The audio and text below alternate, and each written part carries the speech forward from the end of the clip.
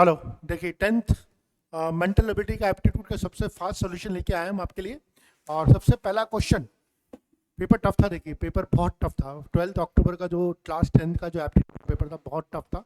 मुझे लगता है कि अगर कोई बच्चा इसमें 10 क्वेश्चंस भी राइट करता है आउट ऑफ 20 तो वो भी एक अच्छा अचीवमेंट होना चाहिए। 10 क्वेश्चन अगर आपने राइट किया ना, आपका अच्छा अचीवमेंट होना चाहिए।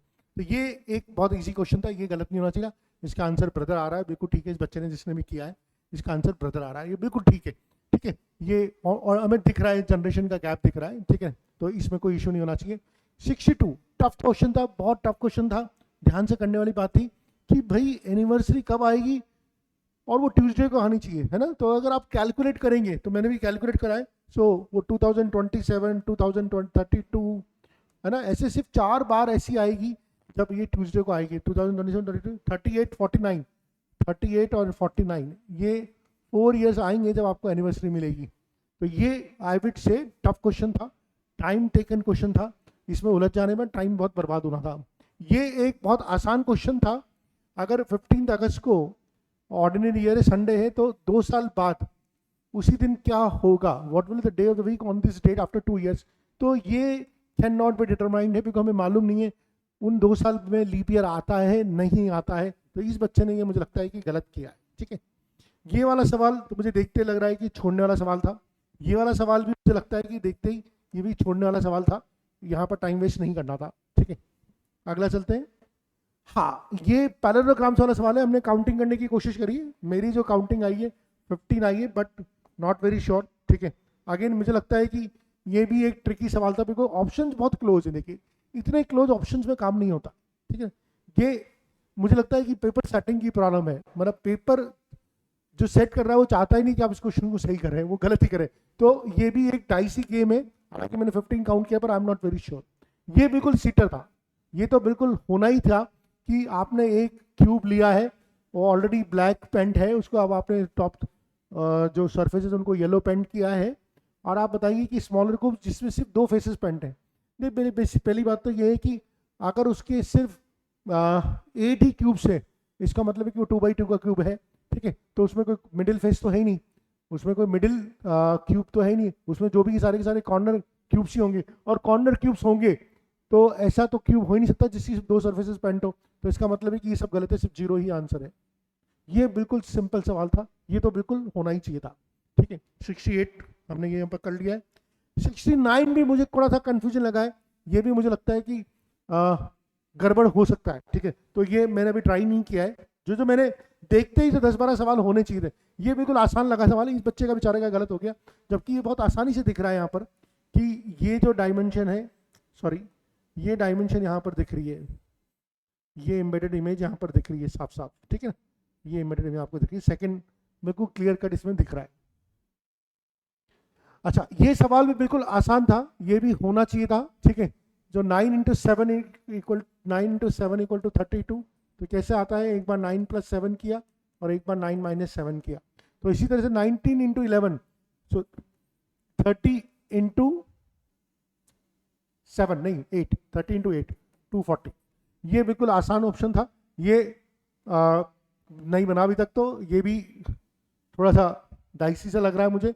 मैं वो बता रहा हूँ जो क्वेश्चन हम 15 मिनट में कर सकते थे। इस पेपर को 15 मिनट में अगर आपको 13 नंबर या 14 नंबर लाने थे तो वो कैसे अटेम्प्ट करना था। ये बिल्कुल आसान क्वेश्चन था।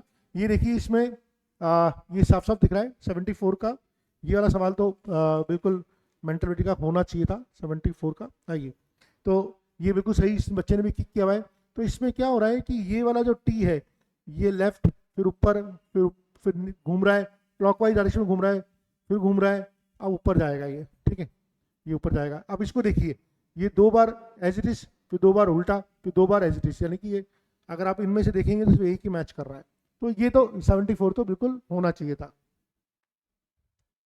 ओके, ये सवाल, हाँ, 54, 25, 76, 38, 1958, 29, ये थोड़ा थोड़ा मैं बता सकता हूँ कि जो एक लॉजिक मुझे समझ में आ रहा है कि नॉट वेरी साउंड लॉजिक। 50 से 25 आधा किया, फिर 25 इंटू 3 + 1 करा तो 76 आ गया, फिर 38 से आधा किया, फिर 76 से आधा किया। ठीक है, फिर 39 का आधा किया, 58 आ गया। और देखिए फिर 76 आधा किया, 38 आ गया, फिर 38 का एक और बार हाफ कर दिया, ठीक है। तो मुझे लगता है कि जब तक हाफ करते रहना तब तक 25 से नीचे नहीं आ जाए, कुछ ऐसा लॉजिक हो सकता है। फिर 19 इंटू 3 + 1 करा तो 58 आ गया।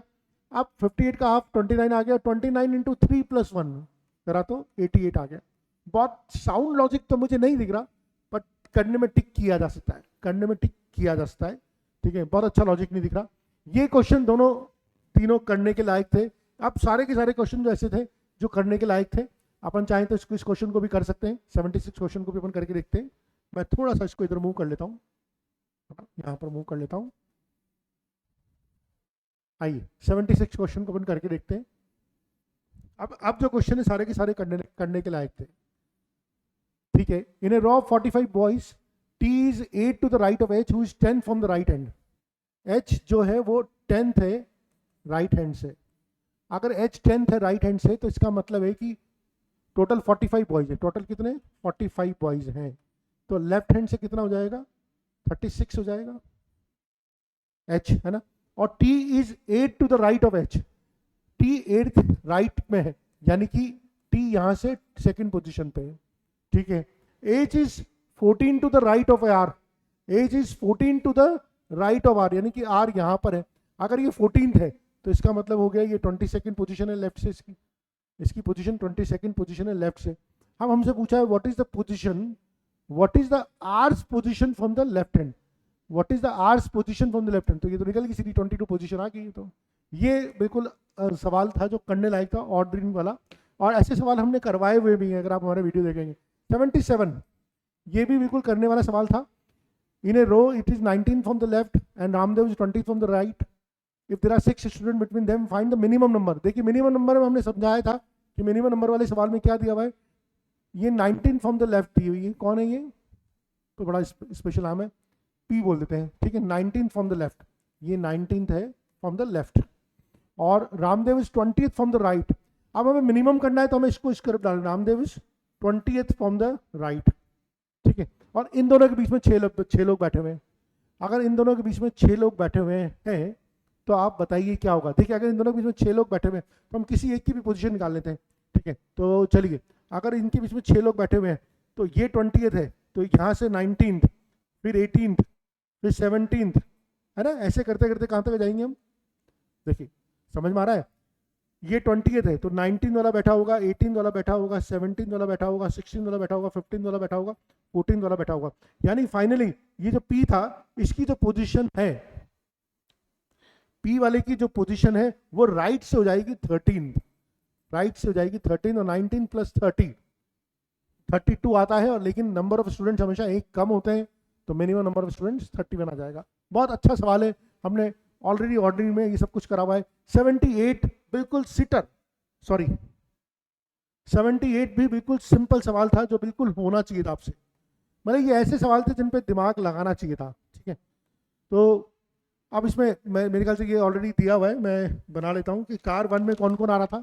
कार 1 में हमारे जो निकल रहे थे वो बन रहे थे अरुण, धर्म, फातिमा, इकास बिल्कुल सही है, और हरमन, बिल्लू, कैची और ये बिल्कुल सही है। तो इसमें हमारा ऑप्शन जो आ रहा था थर्ड आ रहा था, कौन कौन ट्रैवल कर रहे थे, ये बिल्कुल सही है। और ये जो 6 दोस्त वाला है जो 2 रोज में बैठे हुए हैं, इसका भी जो कॉम्बिनेशन आ रहा था ये भी बिल्कुल आसान, इसका भी बिल्कुल आसान कॉम्बिनेशन आ रहे थे।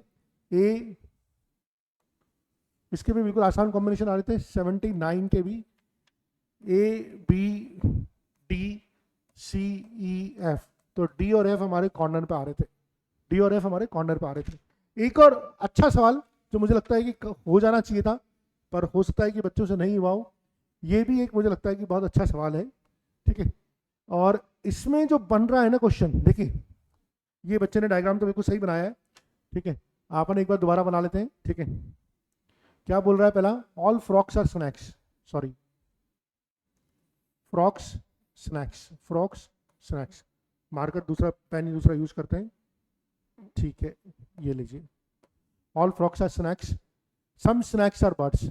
अब सम स्नैक्स आर बर्ड्स ऐसे भी हो सकती है, some snakes are birds, birds ऐसे भी हो सकती है, ठीक है। All birds are apples, all birds are apples, all birds are apples. अब एप्पल्स ऐसे भी हो सकते हैं और एप्पल्स ऐसे भी हो सकते हैं। तो ये बर्ड्स है, और ये एप्पल है, ये बर्ड्स है और ये एप्पल है। आप देखिए conclusion, some apples are frogs, some apples are frogs, हो भी सकते हैं नहीं भी हो सकते हैं। No apple is a frog, हो भी सकता है नहीं भी हो सकता, लेकिन ये बात सही है इन दोनों में से कोई ना कोई एक चीज होगी, इन दोनों में से कोई ना कोई एक चीज होगी, ठीक है। Some snakes are apples, some snakes are apples, ये तो हमेशा होगा, ये हमेशा होगा, ये always true, this is always true. All birds are snakes, all birds are snakes, नहीं कोई चांस ही नहीं है, ऑल बर्ड्स आर स्नैक्स का तो कोई चांस नहीं। सो ईदर 1 और 2 और थर्ड फ्लो, ये तो गड़बड़ है, थर्ड तो हमेशा ही फॉलो होना है, third and fourth follow, third follow होता है फोर्थ फॉलो नहीं होता, ये भी गड़बड़ है। ईदर 1 और 2 फॉलोज, ये बिल्कुल सही है, ठीक है। ईदर 1 और 2 and either third and fourth, पता नहीं बहुत कॉम्प्लिकेशन लग रहा है मुझे, बिल्कुल सिंपल सा लग रहा है। ईदर 1 एंड 2 और either third and fourth. Some snakes are apples, some snakes are apples, third तो हमेशा ही होना है, और all birds are snakes, some snakes are apple तो हमेशा ही फॉलो होना है, तो मुझे लगता है कि third is the best option. So ये एक मेंटलिटी का क्विक डिस्कशन था, काफ़ी सारे सवाल हमने इसमें नहीं डिस्कस किए बिकॉज मुझे खुद को उसमें बहुत टाइम लग रहा था और यहाँ पर हमें जल्दी जल्दी पेपर डिस्कस करा था, लेकिन हम उनका डिटेल सॉल्यूशन लेके आएंगे। पर मैं इसे भी बताना चाह रहा था, इसमें से 13 से 14 क्वेश्चन ऐसे थे जो आप अटेम्प्ट कर सकते थे, अगर आप जो फालतू के सवाल आए थे, जो टाइम कंज्यूमिंग सवाल आए थे उसमें नहीं उलझते, तो आप 20 मिनट में ये सवाल, बाकी के 20 से 25 मिनट में सवाल कर सकते थे, ठीक है। So that's all, thank you.